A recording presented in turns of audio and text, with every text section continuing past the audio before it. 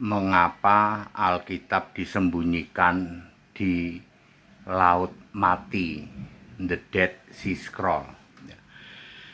Saya Pendeta Henry Tandianta, Master of Bibliology Studies dari Kaifu.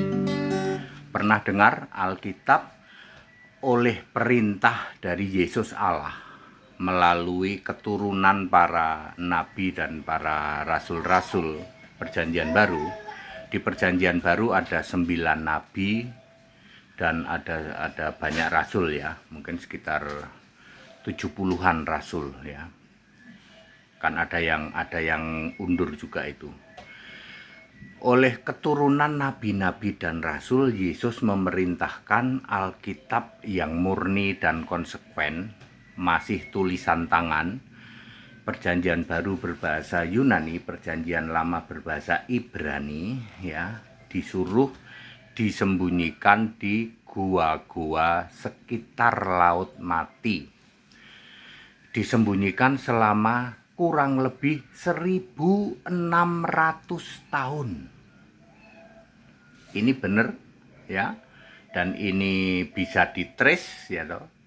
Sampai nanti ditemukan sekitar tahun 1946. Selama 9 tahun sampai 1906 tambah 9. Berapa? 1955 ya.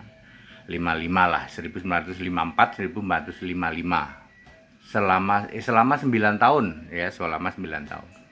Ditemukan bertahap, barulah nanti dibikin Alkitab terjemahan lingua franca pakai bahasa Inggris, yang sekarang kita kenal sebagai Alkitab murni dan konsekuen ya, bahasa masing-masing negara 247.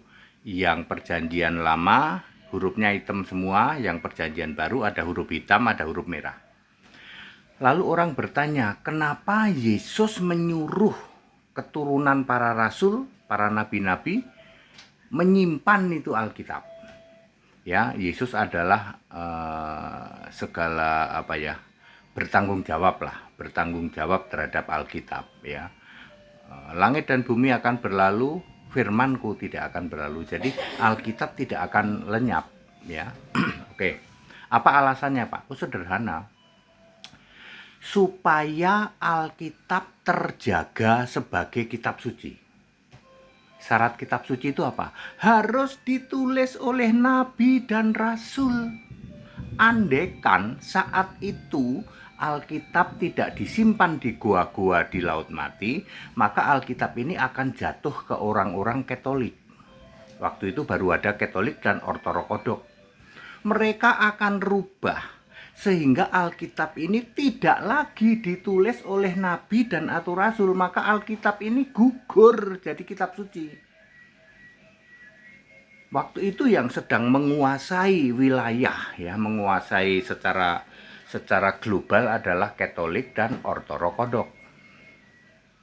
Ya, kalau Alkitab nggak disimpan, Pak, jatuh ke mereka, dirubah.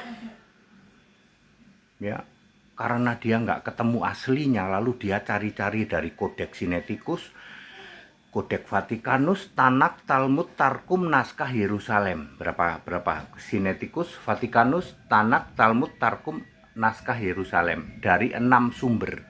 Dia rubah sendiri. Jadilah Alkitab versi palsu karena tidak ditulis oleh nabi atau rasul. Yang beredar sekarang di seluruh dunia ada 3.600 Alkitab versi palsu. Di Indonesia ada 22 versi palsu. Puji Tuhan, Alkitab yang murni dan konsekuen tetap eksis, miliknya orang Kristen sejati Alkitabiah yang kami pakai sekarang. Anda bayangin, andekan kitab murni dan konsekuen, Alkitab yang ditulis oleh nabi dan rasul, manual, masih ini jatuh ke tangan Katolik dan Ortodoks, bubar jalan itu Alkitab. Itu sebabnya satu-satunya kitab suci cuman PL dan PB yang murni konsekuen.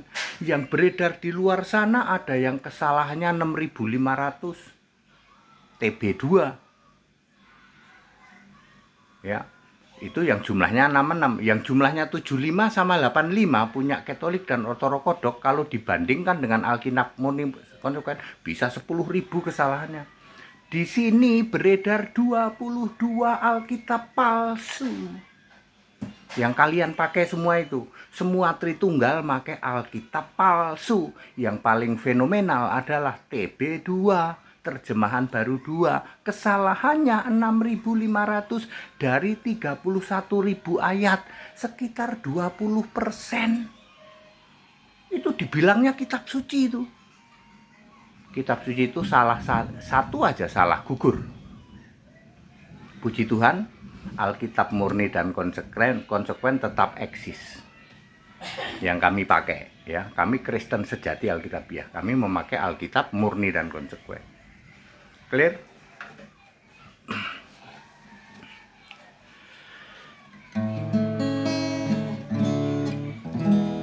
Alkitab kitab suci satu-satunya di bumi, diilhamkan dari Yesus, dilihat dikuasai Roh.